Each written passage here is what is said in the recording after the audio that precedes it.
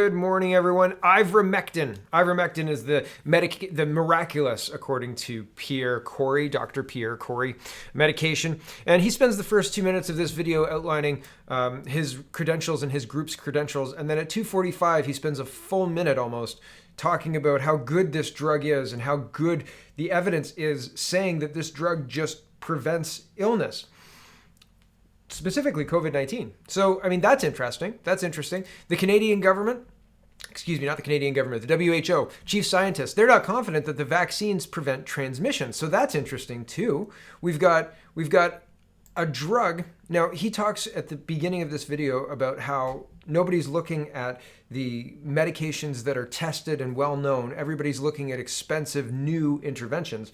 When if we looked at the drugs that are tested for humans and well known, there could be a breakthrough drug there. And he says that ivermectin is that breakthrough drug. But if you look at the new interventions that are being created and basically forced on us, Australia is looking at vaccine passports.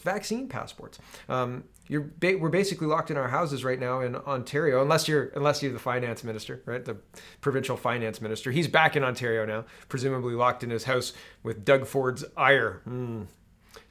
Those jowls, right? But anyway, back to this. The National Post is reporting WHO chief scientist not confident vaccines prevent transmission. So I've said before that the vaccine doesn't stop you from getting it, doesn't stop you from transmitting it. All it does is minimize symptoms. But in most of the population, I mean, there's a lot of people who are asymptomatic, don't show any symptoms at all. So is this worthwhile having? Why are they mandating this? It seems crazy. I know why they're mandating this. Okay, just so we're all on the same page, right? I understand what's going on. Back to this. So what's more, Chief Scientist Dr. Sonia Swaminathan, I've got that terribly wrong, said the WHO hasn't yet determined whether the approved vaccines are being administered in Canada, US, and Europe are effective at preventing transmission, The Guardian reported. Quote, I don't believe that we have evidence on any of the vaccines to be confident that it's going to prevent people from actually getting the infection and therefore being able to pass it on, Swaminathan said. Oh man, sorry, I'm butchering the name, I apologize. The top 3 vaccines, Moderna, Pfizer, BioNTech, and AstraZeneca, have been found in large trials to prevent recipients from becoming sick or seriously ill. Okay, hold on a second. Have they been shown to prevent people from becoming sick or from becoming seriously ill? Because there's a difference between it stops you from getting sick and seriously ill. There's a difference between those, right? Like, oh man, I got I'm a little sick, right? Or seriously ill. There's a big difference. So what is it? Which one is it? I mean, it's very muddy, this language, right? Is that good enough for everyone? Oh, I guess we'll take the vaccine because it prevents us from being sick or seriously ill, whatever that means. Could you define those terms? No? Okay, just roll up my sleeve like this? But researchers are still trying to determine whether the vaccines prevent the virus from spreading from the recipient to others. Even if people have received the vaccine, countries still need to assume that they should adhere to public health measures such as social distancing. If a vaccine recipient wants to travel, he should still be required to quarantine. Moderna's chief medical officer said last month he believes his company's vaccine would prevent transmission of the virus, but there is not yet sufficient evidence of that. Oh, I can't wait until the sufficient evidence comes out. When did the trials finish?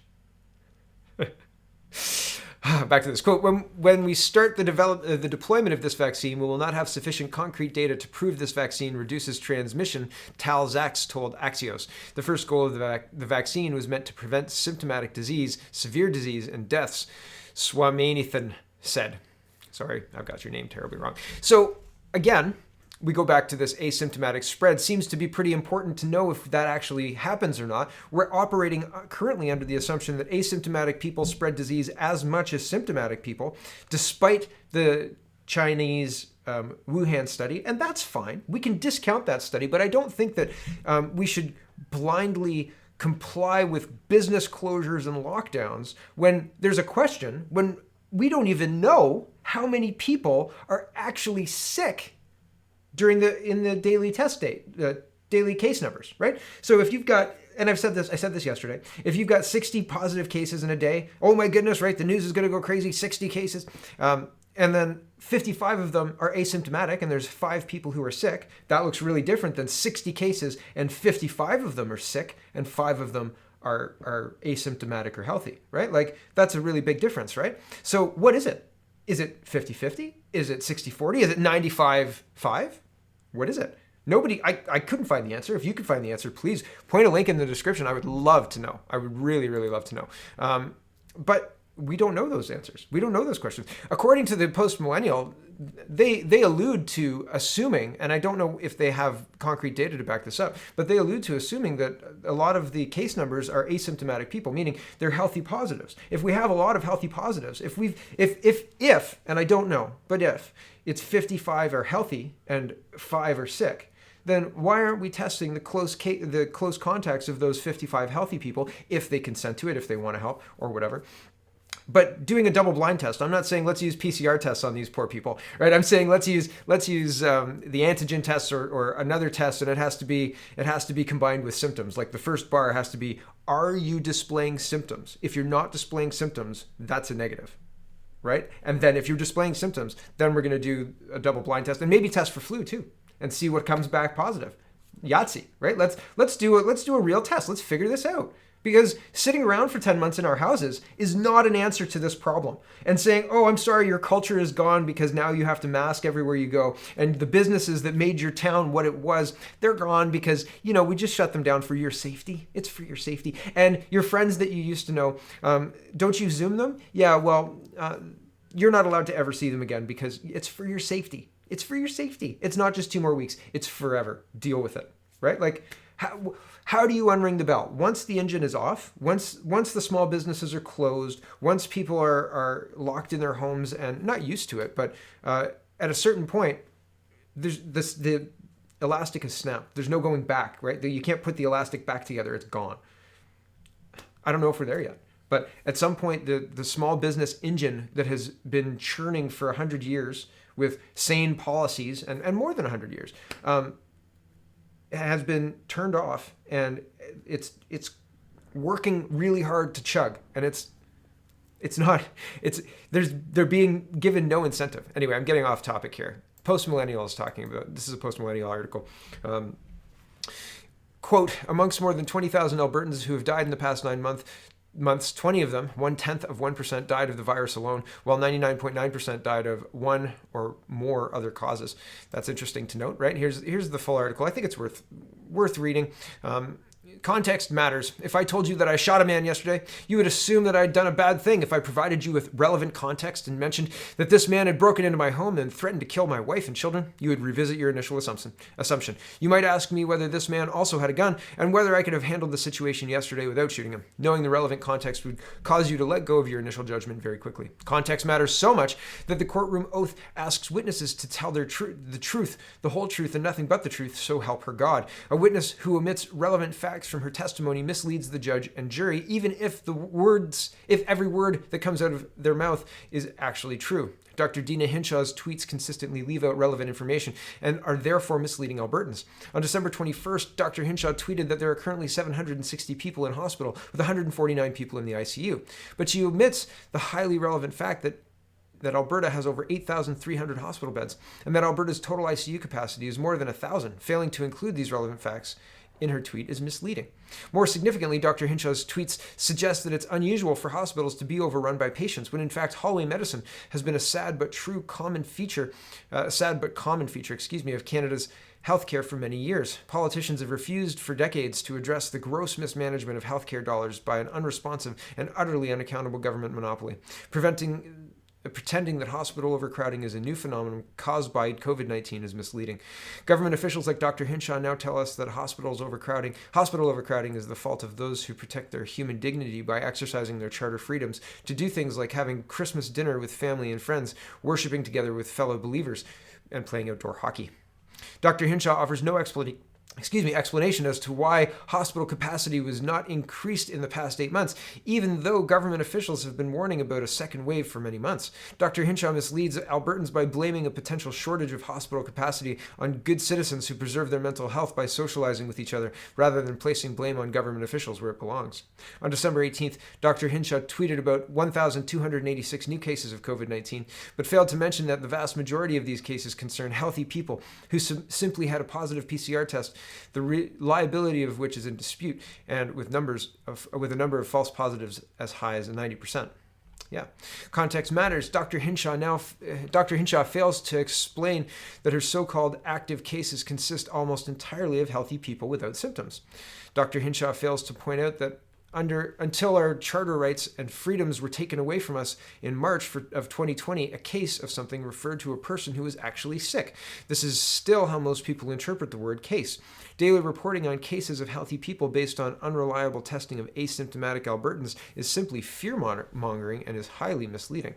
On December 17th, Dr. Hinshaw tweeted that 790 Albertans had died as a result of COVID-19, but her tweet fails to mention that 97% of these people had comorbidities like diabetes, hypertension, chronic obstructive pulmonary disease, COPD, cancer, stroke, liver cirrhosis, chronic kidney disease, immune deficiency, congestive heart failure, and congestive heart failure and other cardiovascular diseases. Dr. Hinshaw tweets failed to mention that more than 3/4 of alleged COVID-19 deaths are among people who had 3 or more of these serious underlying illnesses. Among the more than 20,000 Albertans who have died in the past 9 months, 20 of them, 0.1%, died of the virus alone, while 99.9% died of one or more other causes. To claim the elderly people who are dying of cancer, COPD, and various liver, kidney, and heart diseases are dying as a result of COVID-19 is misleading. On December 20th, Dr. Hinshaw tweeted that she was sad to report an additional 10 deaths from COVID-19, but makes no reference to the other 490 Albertans who also died in the preceding week, or to the more than 2,000 Albertans who died in the preceding month, or to the more than 27,000 Albertans who have died in the past year. Every death is sad. Why not mention the more than 26,000 Albertans who died of other causes in the past year, including those who died because Dr. Hinshaw canceled their medically necessary surgeries, or because she delayed their cancer diagnosis until it was too late? Dr. Hinshaw speaks as though nobody ever dies. Failing to place death from one virus into their relevant context is misleading. On December 15th, Dr. Hinshaw reported on 11 new deaths, but failed to mention that there were 0 deaths among children, teenagers, and adults under 23.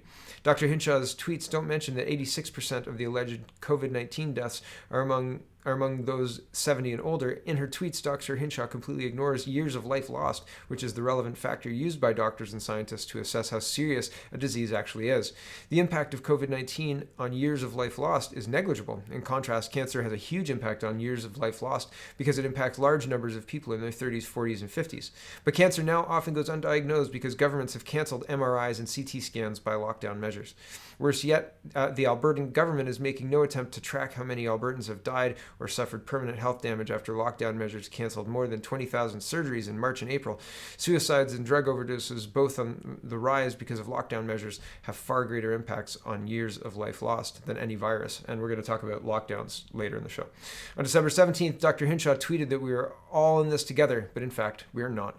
Teachers, policemen, it's social workers, those receiving pension checks, government employees, and all 3 levels of government, and public officials like Dr. Hinshaw and Premier Kenney have not lost their jobs or income and face no threat of losing their jobs or income, at least not anytime soon. Meanwhile, hundreds of thousands of Alberta's small business employees, managers, and owners have spent Christmas unemployed and are sliding into poverty and despair. We are not all in this together, and we won't be unless large numbers of public sector workers also lose their jobs or until lockdown-caused unemployment is fully reversed. Only then we're all in this together cease to be misleading.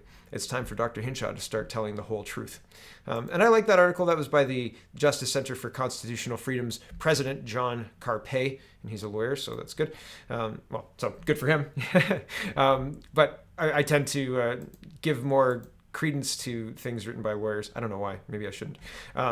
Anyway, Anthony Fury, who's a Toronto reporter, says, Yes, many Canadians aren't aware that both the CDC and in the US and our own public health officials say there is a risk of transmission only after you are within 6 feet of someone for 15 minutes or more. There is so much important nuance that is hardly ever reported. Yeah, more lies by omission, right? Lies by just not mentioning that aspect of it. Oh, don't mention. They can just fill in what they don't know with the fear that we've told them to fear on the radio, right? And on their drive home, etc. CBC is reporting, this is on December 30th. Merry Christmas, Happy New Year. Calgary pizzeria ordered to close after serving food to laid off staff, manager says. Well, at least they didn't bring in the riot police. Right? Like they didn't have a mounted unit come in. This is communism. Like this is just straight up communism. They're just trying to destroy the businesses. I'm going to read this whole article. Alberta Health Services ordered a restaurant to close last week after an inspector reported finding people from different households sitting near each other enjoying a self-serve buffet and alcohol. But the manager of Little Tavern Pizza Project in the southwest Calgary neighborhood of Strathcona Park said it was actually a staff meeting. We never offered dine-in service to anyone from the 13th on, said Keith Lucy. I think that's how you say that. The province had ordered restaurants and pubs to close their dining rooms on December 13th in order to slow the spread of COVID-19 in Alberta. Lucy said the buffet the health inspector witnessed was a meal served for recently laid off staff and a chance to test new menu items. We were trying to make good on a bad situation, he said. AHS has ordered the restaurant to close its dining room, and Lucy said he has complied. This is like you don't have recourse. There's no way to. You are guilty until you comply, and then if you want to challenge it in court, well, I'm sorry, that's going to take a long time, and you're wasting the court's time anyway. What charter rights, right? That's it. Done. See you later. Communism, right? This is not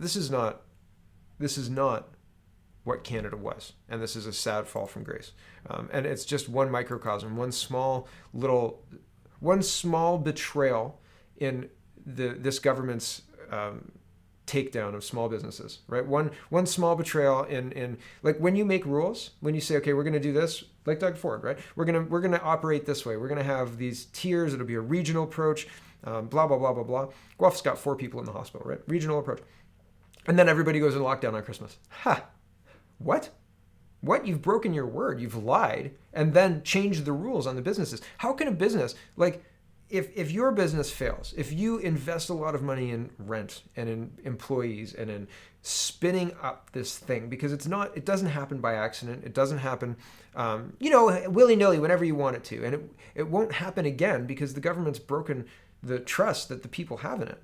If you can declare my business non-essential and close me down with the threat of riot police, or just send a health inspector, a COVID inspector. Are you complying? Are you complying with the COVID regulations, right? And if he just says you're not, well, then you're not. That's it. Sorry about your luck. You're closed. Your whole way to make money and the people who rely on you to make money are shut down. And that is absolutely abhorrent. It's unbelievable what's happening.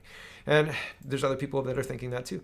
Here's Serena. She says, when citizens who have immigrated to Canada to escape communism warn you that they are seeing the same communistic patterns emerging here in Canada that were taking place in the communist countries they fled from. We should be listening. Moreover, we should be acting. Yeah. Is it worth saving? Can we save it at this point? Shiloh Sheridan says, growing up and hearing from my mom and grandparents about the horrors of living in communist East Germany, escaping with nothing but the clothes they wore, I always wondered what it was like. My wish is coming true in Canada. Here's Bosnia and Herzegovina, sorry if I got that wrong, ruled that the measures of restrictive movement and wearing of masks during a coronavirus pandemic is a violation of basic human rights. And JP Lucy says, a nation that until the early 90s was part of a communist federation has more respect for human rights and personal freedom than Canada does. Think about that for a minute. Yep. This is important, interesting. Under international law, it is illegal to force people to accept experimental medical procedures. New vaccines might be fantastic, but this cannot be guaranteed. If you're not high risk from SARS-CoV-2 infection, don't accept it or be pressured, just say no. This is the French government. The reason I put it here was because of the Bosnia thing. The French government has postponed a controversial draft law proposal that opposition politicians said amounted to forcing people to get the COVID-19 vaccine in order to access certain services. So it's not just Canada, it's not just certain states in the United States that are trying to move to get the vaccine passports and limit your movement if you don't get the vaccine, despite all the flaws in the vaccine that I talked about at the beginning of the show. The vaccine doesn't actually prevent you from getting the illness. It doesn't prevent you from spreading the illness. You still have to quarantine if you are vaccinated. It's just another step. It's just another layer of money. Like, why is everything more expensive? Have you looked around at all the plastic barriers and stuff? They're not free, right? Like, there's a reason, and the reason is the businesses had to comply. They had to spend money to comply. It's an extra cost. The vaccine is an extra cost on you, but who gets paid? And you don't have legal recourse. You can't sue Pfizer if half your face stops working. Like, what? You can't sue the government either. Who could you sue? Your employer for making you do it? Who's making you do it? The government. It's unbelievable. It's unbelievable. But anyway, there are places that are saying that you can't do this. So France is one. Bosnia is another. Herzegovina is another. Here's the American Institute for Economic Research. Lockdowns do not control the coronavirus, the evidence. So I just wanted to go over this. I've talked about this before. Like, please show me the evidence that lockdowns do anything. Show me that it's better than nothing. Like, show me some science that backs up this lockdown maneuver. And I don't think that there is any. And the American Institute for Economic Research put out this article collating all the evidence against it. So here we go. The question is whether lockdowns worked to control the virus in a way that is scientifically verifiable. Based on the following studies, the answer is no, and for a variety of reasons. Bad data, no correlations, no causal demonstration, anomalous exceptions, and so on. There's no relationship between lockdowns, or whatever else people want to call them, to mask their true nature, and virus control. Perhaps this is a shocking revelation, given that universal social and economic controls are becoming the new orthodoxy. In a saner world, the burden of proof really should belong to the lockdowners, since it is they who overthrew 100 years of public health wisdom and replaced it with an untested top-down imposition of freedom and imposition on freedom and human rights. They never accepted that burden. They took it as axiomatic that a virus could be intimidated and frightened by credentials, edicts, speeches, and masked gendarmes. The pro-lockdown evidence is shockingly thin and based largely on comparing real-world outcomes against dire computer-generated forecasts derived from empirically untested models, and then merely hoisting the stringencies and non-pharmaceutical interventions account for the difference between the fictionalized versus the real outcome. The anti-lockdown studies, on the other hand, are evidence-based, robust, and thorough, grappling with the data that we have with all of its flaws, and looking at the results in light of controls on the population.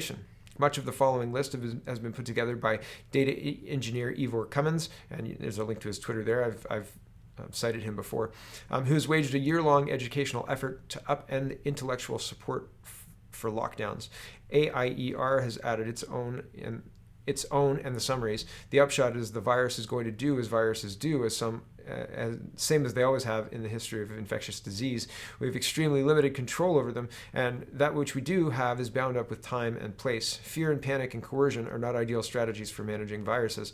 Intelligence and medical therapeutics fare much better. These studies are focused only on lockdowns and their relationship to virus control. They do not get into the myriad associated issues that have vexed the world, such as mask mandates, PCR testing issues, death misclassification problems, or any particular issue associated with travel restrictions, restaurant closures, and the hundreds of other particulars about which whole libraries will be written in the future. Yes, libraries have already been written. So there's a bunch of examples. There's more than, there's quite a lot. I didn't get to the bottom. So there's 25. Okay, 25, 26 maybe. I'll read you two. Number 7, the current epidemic of COVID-19 is unparalleled in recent history, as are the social distancing interventions that have led to significant halt on the economic and social life of so many countries. However, there is very little empirical evidence about which social distancing measures have the most impact. From both sets of modeling, we found that closure of education facilities, prohibiting mass gatherings, and closure of some non-essential businesses were associated with reduced incidence, whereas stay-at-home orders and closures of all non-businesses were not associated with any independent additional impact. So that's one. So the lockdown doesn't do more than the stay-at-home orders, and et cetera.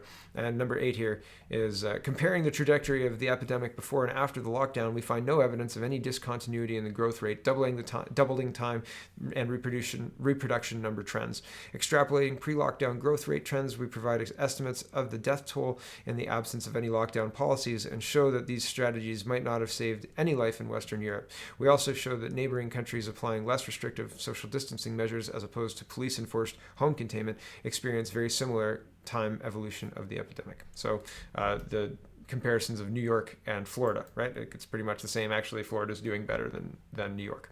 Interesting. Here's Randy Hillier, and he's tweeting out, COVID Better Solutions Part 5 and the lockdowns. 20 senior Ontario medical doctors call for an end to the lockdowns. Politicians, PHO, and media dismiss their concerns. And yeah, I mean, that's happening. I'll read the first part here. I think it's interesting because they're kind of getting on board with part of it. And not that I don't like that, but I think that it's interesting. They're willing to play the game part way. And it doesn't work like that, I don't think. But anyway, here we are. We are writing this letter in support of the government's plan to use a tactical, localized approach rather than sweeping new lockdown measures to deal with the increasing COVID case numbers in Ontario. So they're not disagreeing with the government now. They're saying, we support this approach. We hope you support this approach. They're not saying that we think what you're doing is damaging, or like they're not offering opinion or commentary on what's happening right now. That's interesting. Or at least not in the opening phrase. Anyway, lockdowns, here's the second paragraph. Lockdowns have been shown not to eliminate the virus. While they slow the spread of the virus, this only lasts as long as the lockdown lasts. This creates a situation when there is no way to end the lockdown and society cannot move forward in vitally important ways, including the health sector, the economy, and other critically important instrumental goods, including education, recreation, and healthy human social interactions. In Ontario, the increase in cases at this time are in people under 60 years of age who are unlikely to become very ill. At the peak of the pandemic in Ontario in mid-April, 56% of the cases were in those over age 60. Now in September, only 14% of cases are in over 60-year-olds.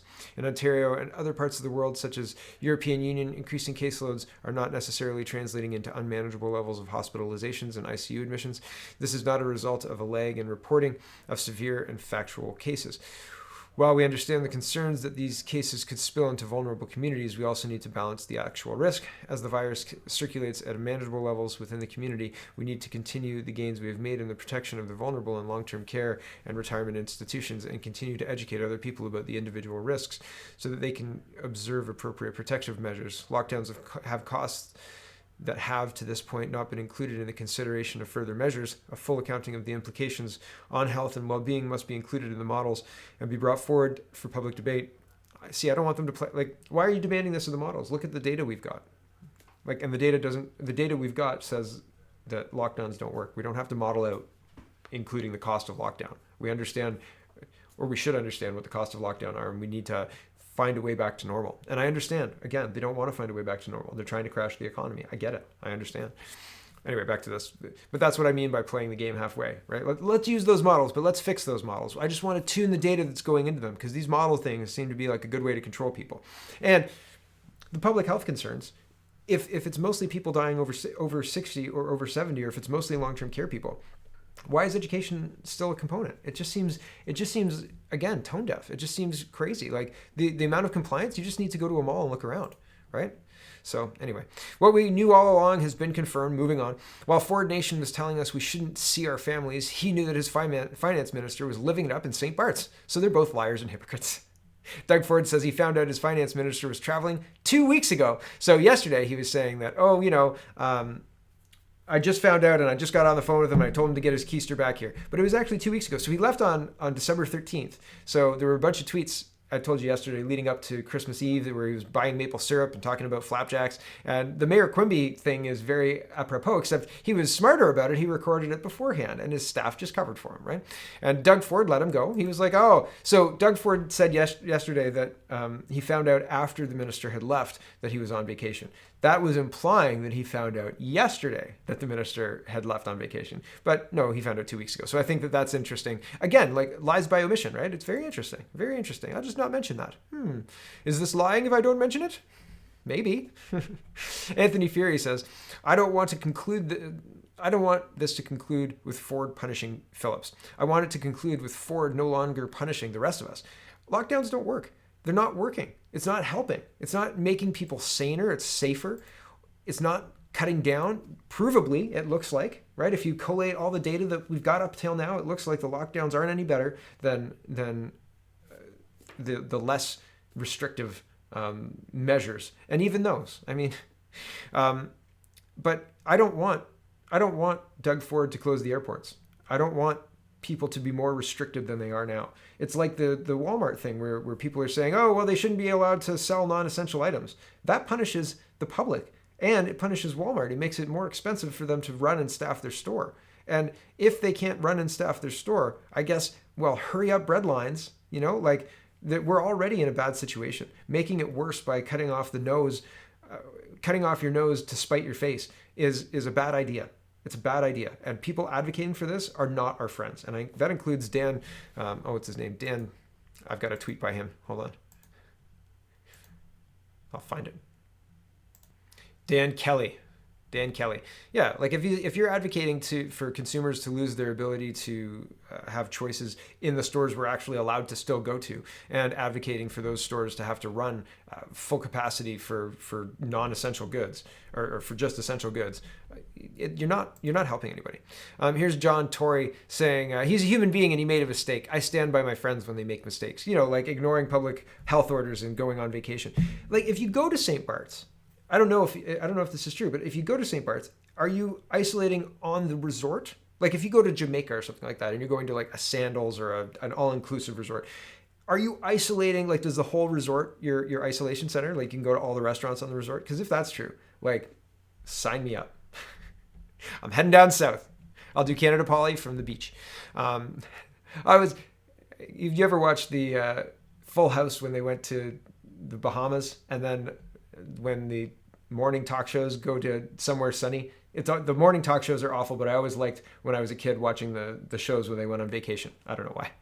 But this is hypocritical of John Tory, right? Maybe Phillips, Rod Phillips donates to John Tory's mayoral campaign. Maybe that's why he's covering for him. Hey, I don't know. Here's Neil McDonald. Hey, it sounds like somebody else has got a problem with how other journalists work sometimes. But he says, poor journalism in this Toronto Star article. This is the Ontario Finance Minister Rod Phillips abroad on personal trip, despite the health orders. But he says, poor journalism, no mention of the eggnog video. The eggnog video was hilarious. Staged to make it look like though he remained in Canada. No serious questioning of when Ford knew. No examination of when the trip was booked.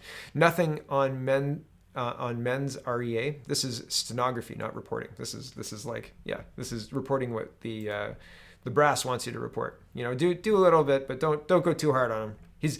We're not gonna lose our Bill Morneau. We're not gonna lose our finance chops, right? Do you think they're gonna get rid of him? I don't know. I don't think so. I don't think Ford is gonna fire him unless the public demand it. And then I don't know who would step in. But I haven't been looking really at the cabinet of Doug Ford recently, because anybody who disagrees with him, he just kicks out, right? So why? Patrick Phillips says, the issue here is not that the minister did something dangerous. He didn't. The issue is that the Ford government is well aware that COVID-19 is not a dangerous virus for most people and in no way warrants travel restrictions or involuntary lockdowns. Again, I say I don't want this to end in further lockdowns and restrictions for Canadians. I want this to end in Doug Ford admitting he made a mistake and opening our province and opening the small businesses that have been closed and letting them get back to business. Saying, happy 2021. Whoops. Haha. Don't be too hard on us. Ontario is open for business. Here's another one. Saskatchewan cabinet minister in California to sell home. Isn't California like a hot spot? Like, isn't California really, really, really COVID-y? Yeah, right? Oh, yeah, I had to sell my second home. Sorry, guys. I'll be back just after Christmas. Christmas in California during COVID. Why not? Pandemic. I hear the pathways full of needles are now pathways full of tents. So yay. I guess your property value's gone down a little. Rachel Gilmore says Canada is requiring passengers arriving in Canada to present a negative COVID-19 test result taken within the last 3 days upon arrival. Or I guess that's upon arrival. Or no, upon arrival you have to present a recent negative COVID test. So that's interesting. And also interesting that it's just being implemented now. We're 10 months in. Like, is this basic stuff that should have maybe happened before? Mismanagement, rampant mismanagement. Okay, she looks like she's in pain, like wincing, like she's just wincing. And I'm not playing the volume because it's worse. But there's something feels wrong about this. It feels off. She's asking for donations. I don't know. Sorry. This whole push for the Liberal team and blah, blah, blah, blah, blah. Not too many likes. Look at the ratio. Very interesting. Nobody is going to get behind Deputy Prime Minister Freeland. If Trudeau leaves, I don't know. The Liberals don't win. But is it O'Toole who wins? I don't know. Here is Pierre Poilievre talking about quantitative easing and printing money, and the interaction basically is the rich get richer and the poor get poorer. The central bank pumps an unprecedented $400 billion of printed cash into financial markets. The assets of the super rich balloon, and the real value of workers' wages shrinks. So I'll play this. I think it's interesting. Here we go. Yes, we are exactly as you indicated. The way quantitative easing works is by buying the bonds. That creates more demand, which pushes up the price and lowers the yield. And that is how we're delivering monetary policy, lowering the cost of borrowing for Canadians. Right. That's what it's doing. But you're pumping $400 billion into financial markets, inflating financial assets and enriching the people who own those assets, who are overwhelmingly affluent and well-to-do people. And in the process, you are diluting the wages of working class people. Your own policy paper from your bank shows that inflationary costs are borne disproportionately by the poor and the disadvantaged. So you're effectively transferring an enormous sum of wealth to those who have financial assets while diluting the wages of working class people. Are you not worried that this is going to expand the gap between rich and poor? So let me unpack. There's a couple parts of that question. So let me unpack it. First of all, I agree with you entirely that inflation is borne disproportionately by less wealthy people. They tend to operate more in cash, and so they tend to disproportionately bear the cost of inflation. So he's saying that, yeah, you're right. And what are they going to do about it? Dan Kelly says, about to join AM 640 in Toronto to discuss CPP rates. As of tomorrow morning, every Canadian will see their take-home pay drop as CPP rates rise by up to 9.3%. Every employer will see a similar hike in their payroll tax bill. Remember when Kathleen Wynne was saying that she wanted to implement a forced savings for your retirement because retirement's expensive, and if left to your own devices, you just won't do it. You won't retire for your retirement. We know because we're paying for it, says Kathleen Wynne. Well, the federal government implemented savings and this is what they implemented, basically. The drop in take-home pay to force you to save for your retirement, and give the government a little bit more money to shovel at the door to spend in foreign countries on Asian infrastructure banks and all that kind of stuff. There's two more stories for today, and then I'll call it quits. This one, Theo Fleury, who's a former NHL player, and he caught a whole bunch of flack talking about how Bill Gates' plan to block the sun is out of a cartoon, and he had a Monty Burns. Remember when Monty Burns blocked out the sun of Springfield so that everybody had to pay him for power? Yeah, The Simpsons had a time machine, and they were just telling us what was coming. Looks like, but it's true, it's real. Like, he tweeted this out. He said, here it is, Yahoo News. Bill Gates backs plan to tackle climate change by blocking out the sun, and they're using spray of. Hold on, where is it? Here it is. The researchers believe that a fleet of specially designed aircraft could spray sulfate particles into the lower stratosphere to cool down our planet and offset the effects of climate change. Yeah, what does that do to crop yields? What does that do to a whole bunch of all sorts? How tested is this? What does the model look like? What data are you feeding into the model in the first place? There's a whole bunch of no to this. There's a whole bunch of, like, if this goes wrong, how many people could die? Am I one of those people? Like, yeah, no. This whole idea is not a great idea, but it's real. It's real enough, and it's real enough to be concerning. So, and any billion of people you don't want dead. Any million people you don't want dead. There's no like, when you're talking about a world system like the sun, like having 15 or 20 people, or even 150, or even maybe 10,000 people saying, this is a good idea, doesn't give them even if they're very powerful, very connected 10,000 people, it doesn't give them the right to block the sun in any kind of, no. Sorry, no. Like, climate change is as real as it gets, but the man-made part is kind of iffy, because man's only been here for a little bit of time, and the climate's changed a whole lot well before we got here. right? Just, just logical thinking. Okay, this last little bit. This is wild. This is from Georgia. Yesterday, Georgia had a runoff election, and they had this hearing talking about the 2020 election and possible vote fraud. Okay, during this hearing, what's his name? Pulitzer. The Pulitzer guy, the inventor of the QR code, came in and hacked the currently happening yesterday by-election, runoff election. He hacked it two-way. He got two-way communication, and he said he could prove it and all that other stuff. I haven't seen the proof yet, but he was very, very confident in his testimony, which was very interesting. And this happened during the 2020 presidential election. They couldn't get the same result twice. They couldn't get to the same number twice. They ran 15,000 ballots 5 times. The